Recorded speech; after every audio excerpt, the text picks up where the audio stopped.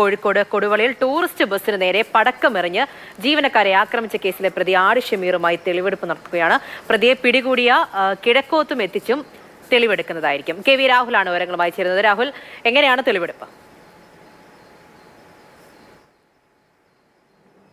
പൂജ, ആട് ഷമീർ കുപ്രസിദ്ധ ഗുണ്ടയാണ്. ഏപ്രിൽ 27 ഉച്ചക്കാണ് ഈ സംഭവം ഉണ്ടാകുന്നത്. പക്ഷേ ഇന്ന് മാത്രമാണ് ഈ പ്രതിയെ സംഭവ സ്ഥലത്തെത്തിച്ച് തെളിവെടുക്കാൻ കഴിഞ്ഞത്.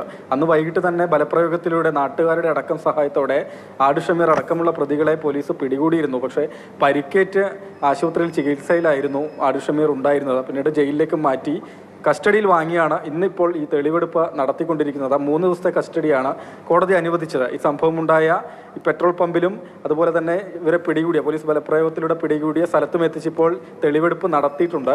വെണ്ണക്കാട് ഒരു വിവാഹ സംഘം സഞ്ചരിച്ച ബസ്സിന് നേരെയാണ് ആക്രമണം ഉണ്ടാകുന്നത്.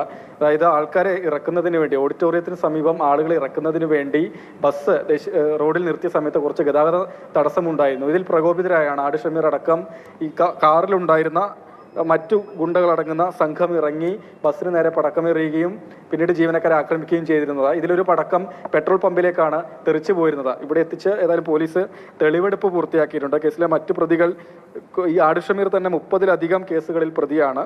അതിനുശേഷം അസീസ്, അജ്മൽ എന്നിവരാണ്. ഇവരും 20ഉം 10ഉം കേസുകളിലുമൊക്കെ പ്രതികളായ ആളുകളാണ്. 1.5 മാസം ഇപ്പുറമാണ് കേസിൽ തെളിവെടുപ്പ് ഏതായാലും ഇപ്പോൾ പൂർത്തിയാക്കിയിട്ടുള്ളത്. പൂജ.